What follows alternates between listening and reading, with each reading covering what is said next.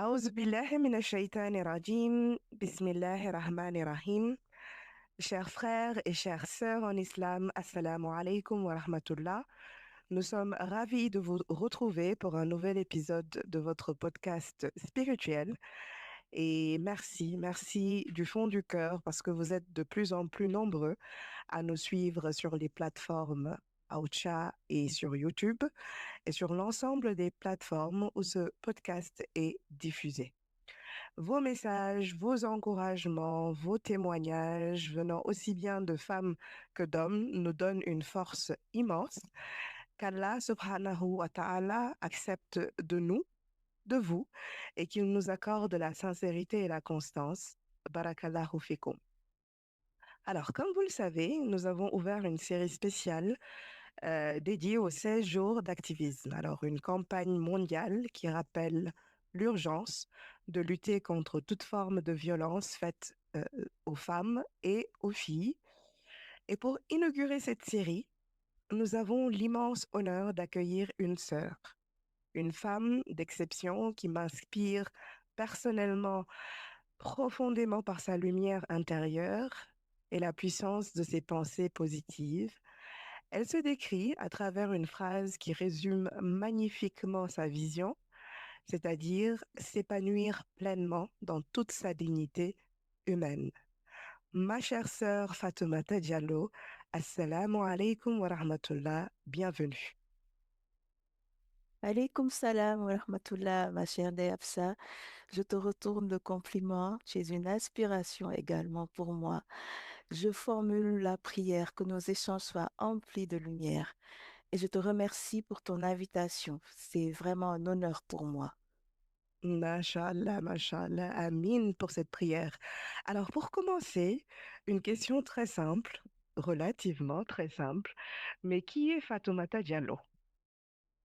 Alors, je suis une jeune femme musulmane sénégalaise. Je suis née au Sénégal, j'ai grandi ici, puis je suis allée étudier entre la France et l'Angleterre. Curieuse du monde, hein, du sens de l'existence surtout, et la dignité humaine, oui, parce que l'être humain est ce qu'il y a de plus précieux pour notre Créateur. لقد كرمنا بني آدم. J'apporte ma pierre pour donner aux femmes des clés dans la gestion de leurs finances personnelles, afin de les sortir de cette vulnérabilité aux violences économiques. Et je tiens également un cercle pour donner la parole sur ces changements si marquants de nos corps de femmes et partager aussi, hein, des voies et moyens de mieux-être physique et aussi mental. Mashallah. Mais si tu le permets, parce que tu as parlé tout à l'heure de violence économique, nous y reviendrons tout au long des différents thèmes de ces podcasts. Nous allons aujourd'hui parler surtout d'un thème très sensible, je dirais, et il s'agit des violences spirituelles et religieuses.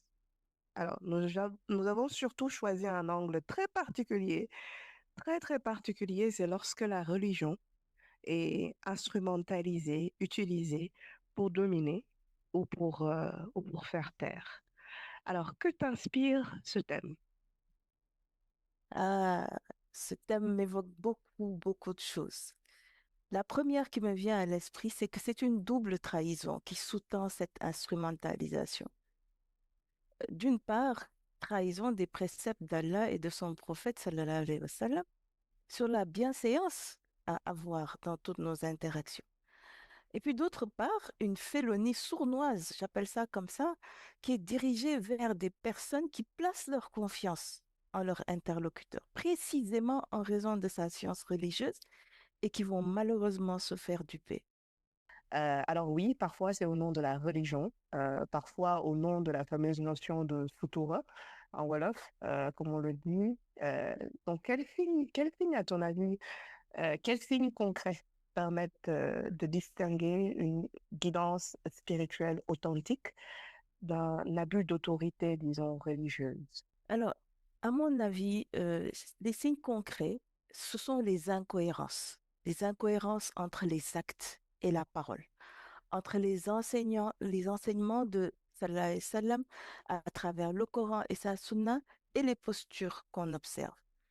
Le souterrain n'a pas sa place quand un crime est en cours. Un verset ou un hadith, on ne le convoque pas pour justifier l'injustifiable. C'est une forme de mauvaise foi flagrante, bannie à plusieurs reprises par les textes. S'il n'était question que de sutura, le prophète sallallahu alayhi wa sallam n'aurait jamais enseigné certains sujets, comme l'hygiène corporelle ou divers autres termes qui touchent à l'intimité. Effectivement, en effet. Et à cette fin, justement, faisons une première pause avec deux versets, Fatoumata, que je nous invite à méditer. Alors, ces versets ouvrent la réflexion sur les discours religieux qui dérivent parfois vers la manipulation, la culpabilisation ou la peur. Et c'est un appel à nous autres femmes pour que nous nous tournions plus vers notre religion. Et nous sommes témoins de femmes ou d'hommes d'ailleurs qui ont subi des violences physiques parfois de la part de personnes de confiance ou qui ont des postures religieuses assez importantes, qu'Allah nous en préserve. Écoutons attentivement, lisons pour ceux qui ont leur Coran à portée de main, les versets 168 et 169 de la sourate 2, la vache. يا أيها الناس كلوا مما في الأرض حلالا طيبا ولا تتبعوا خطوات الشيطان إنه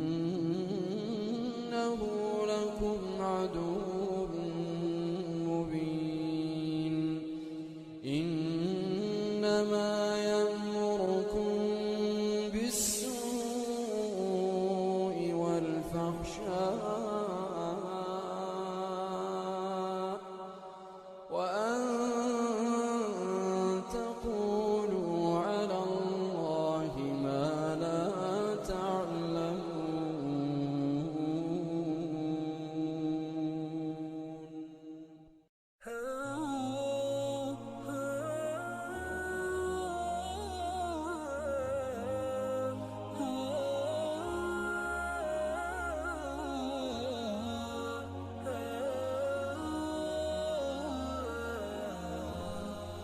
Estadahallahu al-azim. Alors, Fatoumata, tu nous as parlé de la douleur de devoir subir au nom de ce qui peut être cher à quelqu'un, c'est-à-dire la religion. Et dans les versets que nous venons d'écouter, euh, le Saint-Coran nous rappelle qu'il faut toujours nous éloigner du diable, l'identifier et nous en éloigner.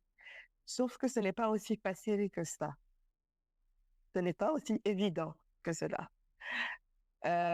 Comment une personne peut-elle se reconstruire spirituellement après des blessures causées au nom de la religion? Est-ce que tu pourrais partager avec nous des étapes ou bien des ressources avec nous dans le but d'accompagner nos sœurs et nos frères à se reconstruire spirituellement après cette trahison, comme tu l'as nommé tout à l'heure? Effectivement, alors il s'agit d'un retour aux bases, aux fondamentaux. Cela suppose de s'approprier sa relation à Allah, une relation de cœur à cœur, et d'apprendre ces bases-là surtout. Une belle-sœur m'a dit un jour, devant des cas d'abus commis par un pseudo-religieux de la famille, que j'ai fini par démasquer, que ma chance, c'est que j'avais grandi dans un environnement où on m'a appris ces bases, ce qui a développé mes capacités de discernement. Et je remercie mes parents pour ça. On ne doit pas déléguer sa relation à Allah. On doit apprendre encore et encore, prendre vraiment le temps de connaître nos droits et devoirs en tant qu'être humain, en tant que femme, pouvoir retourner au texte, distinguer le vrai du faux, le bon du mauvais. Dieu merci, il y a encore des personnes de bonne foi qui transmettent du savoir. Mhm, Donc, en termes d'étapes, je dirais en premier lieu, apprendre sa religion. mhm, Naître musulman, c'est un très bon début, mais il faut y ajouter une shahada consciente et renouveler cette attestation de foi. Apprendre pour savoir et agir en tant que musulman. mhm, La sourate 33, dans le verset 35, alterne comme ça homme, femme, musulman, musulmane, croyant, croyante, gardien, gardienne. C'est bien le signe que nous devons tous apprendre parce que ce qui nous est promis, c'est un pardon et une énorme récompense. mhm, Alors le deuxième point, c'est s'en remettre à Allah. Hasbunallahu wa ni'mal wakil, en lui mhm, allouant son unicité. mhm, Et puis en troisième lieu, soigner cette blessure parce que c'en est une, cette mhm, trahison. Soigner cette blessure en revenant vers Allah et ses prescriptions. Se rapprocher du Coran qui est guérisseur des cœurs, qui nous lie pendant qu'on le lit. Saisir toutes les occasions de faire des doigts sincères, à mhm, Fajr en particulier, un tahajjud la nuit, chaque fois qu'on le peut. mhm, Et puis, un quatrième point, soigner cette blessure aussi parce que nit nit moy garabam, en mettant mhm, des mots sur les mots, en se faisant accompagner pour se relever. mhm. Et juste pour revenir à tes 4 points, Fatoumata, apprendre sa religion est d'ailleurs la base de toute forme d'allégeance ou de pratique de notre spiritualité, s'en remettre à Allah subhanahu wa ta'ala, parce que Mhm, finalement, tout commence par lui et tout se termine par lui. Et quand tu parles de soigner cette blessure, c'est qu'il faut reconnaître qu'il y a une blessure. Et mhm, donc, il y a cette obligation de prendre conscience que nous ne sommes qu'humains finalement et que nous cédons et que nous nous trompons parfois de bonne ou de mauvaise foi. Et pour soigner cette blessure, il faut aussi comprendre que on vit dans une société Fatoumata où on ne peut pas dire tout à tout le monde. D'où cette introspection à laquelle tu nous invites, qui est finalement de parler à Allah subhanahu wa ta'ala. Et toujours dans la sourate 2, euh, dans les versets 256, Allah subhanahu wa ta'ala nous dit ceci, je cite, nulle contrainte en religion, car le bon chemin, c'est distinguer de l'égarement. Subhanallah. Écoutons cette sourate 2, verset 256, chers frères et sœurs, et revenons avec Fatoumata. لا إكراه في الدين قد تبين الرشد من الغي فمن يكفر بالطاغوت ويؤمن بالله فقد استمسك بالعروة الوثقى لا انفصام لها والله سميع عليم.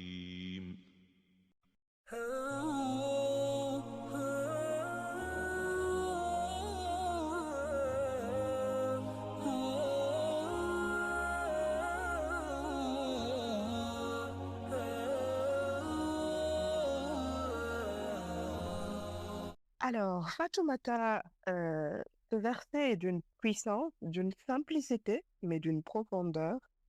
Il remet en cause, en vérité, beaucoup de nos croyances culturelles. Il ne faut pas s'égarer, car il n'y a nulle contrainte en religion. Alors, que t'inspire ce verset dans le contexte du thème de ce podcast, justement?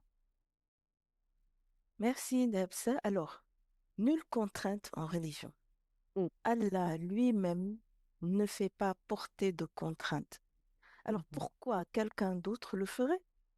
mm. Allah s'interdit l'injustice. Ceux qui s'autorisent à traiter injustement des êtres humains au nom de la religion, sur quelle base exactement ils agissent?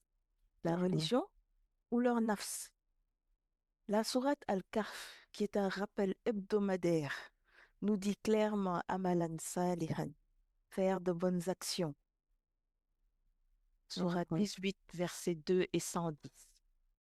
Effectivement, la sourate Kahf, on invite nos sœurs à la lire régulièrement et particulièrement les vendredis. Et machallah, ce sont des paroles pleines de sagesse que tu viens de partager là, surtout quand tu parles du fait de reconnaître qu'Allah subhanahu wa ta'ala lui-même ne fait pas porter de contraintes. Il n'aime pas l'injustice. Et quel est ton message finalement pour celles et ceux qui vivent aujourd'hui ce type de violence? Il y en a peut-être qui ne peuvent pas comprendre quel est le contexte. En vous donnant un exemple, certaines personnes peuvent se faire chasser pour des hommes de science ou des religieux et faire des abus sur les jeunes femmes ou les jeunes filles dans un contexte où, à la base, la plupart des parents, je dirais même tous les parents, confient leurs enfants avec euh, ce besoin ou cet espoir de confier leur progéniture à quelqu'un de confiance. Il est difficile, bien entendu, de reconnaître le diable. Comme on disait tout à l'heure, il est aussi difficile de pouvoir s'imaginer que certaines personnes peuvent être l'auteur de certains agissements. Mais dans ce contexte très précis, comment penses-tu, Fatoumata, euh, que l'on peut accompagner ou aider celles et ceux qui vivent aujourd'hui ce type de violence, mais n'osent pas? C'est-à-dire qu'ils ont pris conscience, il y a une blessure, ils prient, ils font exactement ce que tu as recommandé tout à l'heure, mais ils ne peuvent pas, ils n'osent pas en parler ou s'en libérer et cela a des conséquences parce que cela peut perpétuer quelque part les agissements de ces personnes-là qui ne sont pas dans euh, de licite. Quel est ton message pour celles et ceux qui vivent cela? Alors, mon message, il tient en trois mots, c'est honorer votre âme. C'est un dépôt d'Allah.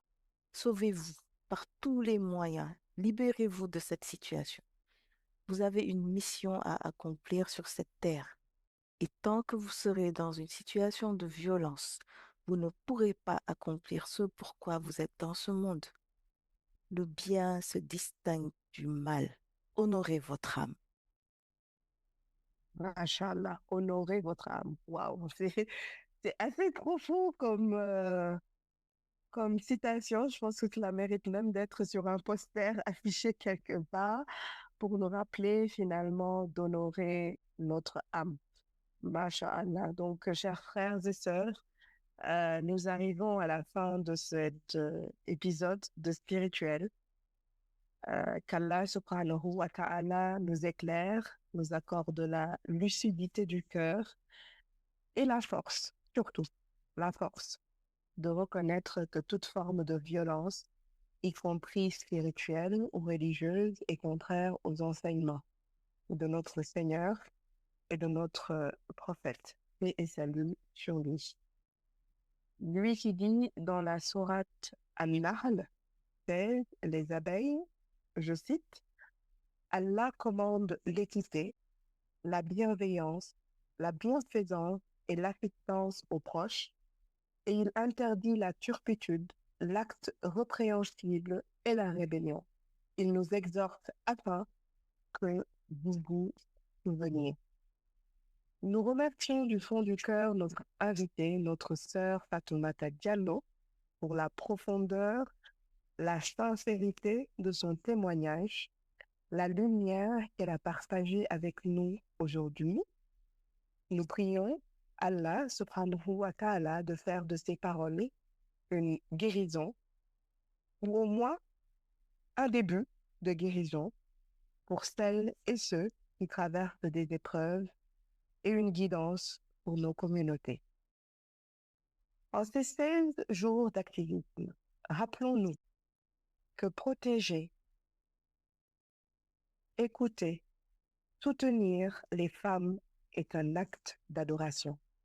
Car le prophète sallallahu alayhi wa sallam a dit, comme rappel, les meilleurs parmi vous sont ceux qui sont les meilleurs envers leurs femmes. Donc, qu'Allah préserve chacune et chacun d'entre nous, qu'il guérisse les cœurs blessés, qu'il apaise les foyers, éloigne de nous toute forme d'injustice et nous enveloppe de sa miséricorde infinie. Amin. Merci à tous pour votre fidélité. Continuez à partager, à commenter, à faire connaître ce podcast autour de vous. Qu'Allah subhanahu wa ta'ala vous comble de sa paix et de sa lumière. Wassalamu alaikum wa rahmatullah wa barakatuhu.